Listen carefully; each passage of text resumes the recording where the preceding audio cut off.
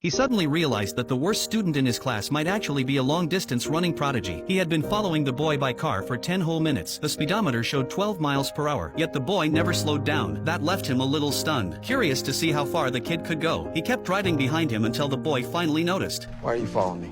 You know how fast you were going? What are you, a cop? Can I give you a lift? No.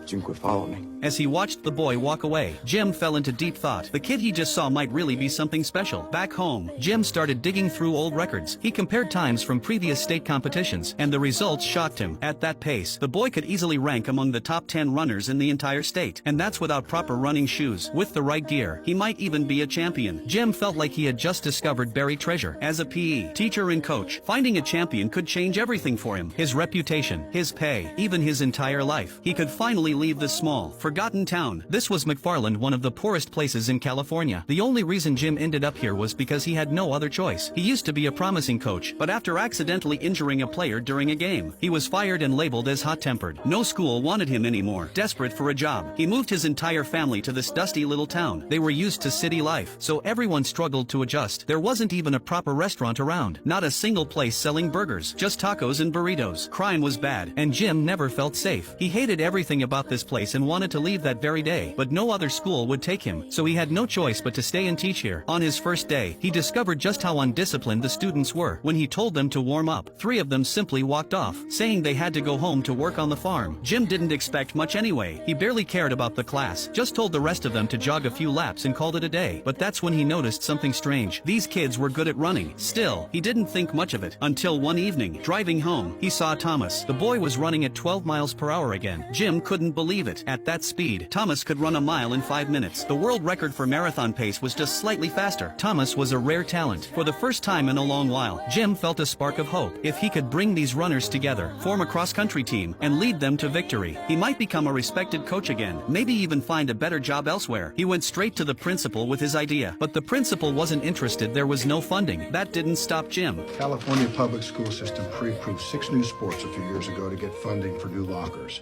including, guess what? Cross country.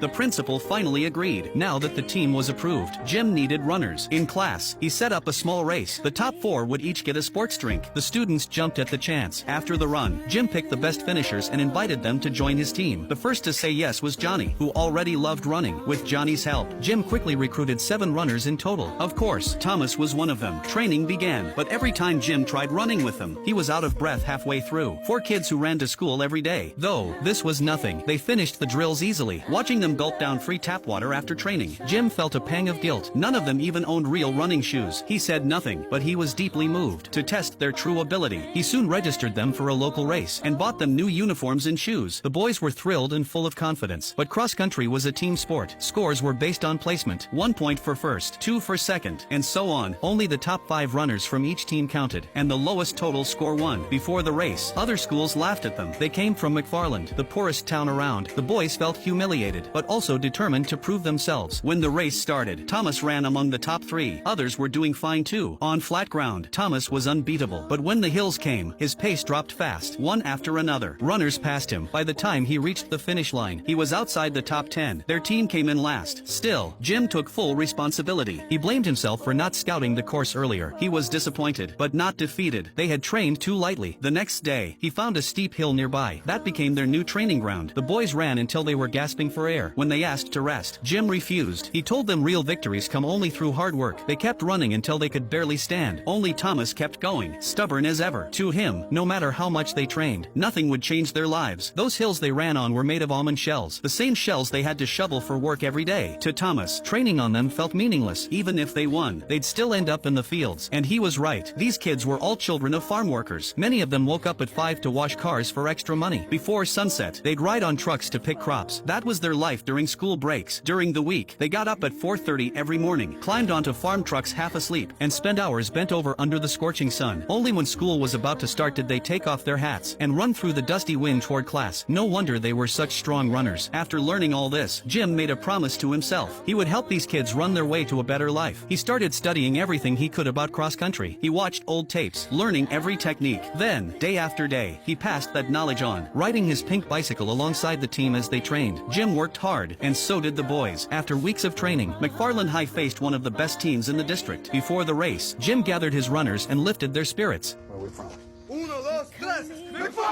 The race began. They fell behind at first, but their endurance carried them through. When other runners began to fade, Thomas stayed calm and focused. Near the end, he surged forward, passing everyone ahead. The rest of the team followed. One by one, they won their very first race. No wild celebration, just quiet hugs. But in their hearts, they knew this victory meant everything. A few days later, trouble struck again. Three brothers, Danny and his siblings, suddenly quit the team. Jim went to their house to find out why, but their father shut the door on him. Cross country's like a TV. He said, "It's not a necessity. Every hour my sons spend training with you is an hour they could be helping me in the fields. You city people will never understand that." But Jim didn't give up. The next morning, as the brothers climbed onto the farm truck, they were shocked to see Jim sitting among them. Under the blazing sun, he bent down and picked cabbages beside them. By noon, he was exhausted. Only then did he truly understand how hard their lives were. So he made a deal with them. "When you have to work late, we'll train afterward. And on days you need to harvest early, I'll come help. We'll make it work together." He kept his word. And soon, the boy's mother noticed his effort. She wasn't easy to convince, but she had a kind heart. The next day, she organized a community fundraiser for the team. The townspeople, all Mexican immigrants, came together joyfully. They donated what little they could. Thanks to them, the team finally had proper uniforms and running shoes. With new gear, training went smoother than ever. From dusty hills to green fields, from golden wheat plains to shaded forests, the boys ran everywhere, leaving their sweat and dreams behind. Jim told them, "If we keep winning, we'll make it to the state championship. I can't run for you, but if you want to win, you have to believe in yourselves and in each other." With that trust, they kept winning. Race after race, their names appeared in newspapers. Cross country gave them not only honor, but something even greater, hope. One day, an English teacher read aloud a piece written by Jose, one of the runners. "We fly like blackbirds through the morning rain. We rise with the warm wind. When we run, we are the masters of the earth. Our souls soar high, speaking to the gods, watching the world from above." In that moment, we are no longer immigrants, no longer the foolish Mexicans they think we are. The teacher was moved to tears. He thanked Jim for changing their lives. Before the final race that could take them to state, Jim handed out college brochures. He told them, "If you make it to college, you can earn enough to help your families for real." After so many wins, they had become the pride of MacFarLand. At the regional finals, all they needed was a top 4 finish to qualify. Right before the race, Jim received an offer from a prestigious high school, a chance to finally earn more and move away. But this time, he hesitated. He couldn't just walk away from these kids. When the starting gun fired, everything they had endured led to this moment. Thomas took the lead, the others close behind. The hill that once broke them now felt like level ground. Thomas reached the final stretch still in first place, but a glance over his shoulder made him stumble and fall. He got back up and ran as fast as he could, but finished second. One by one, the others crossed the line. Then came the tense moment of the final results. First place was announced, then second, then third. If they could just get fourth, they'd move on to state. But just then, Thomas turned to Jim and revealed a secret that would change all of their lives forever. Want to know what happened next? Follow me. The rest of the story is coming soon.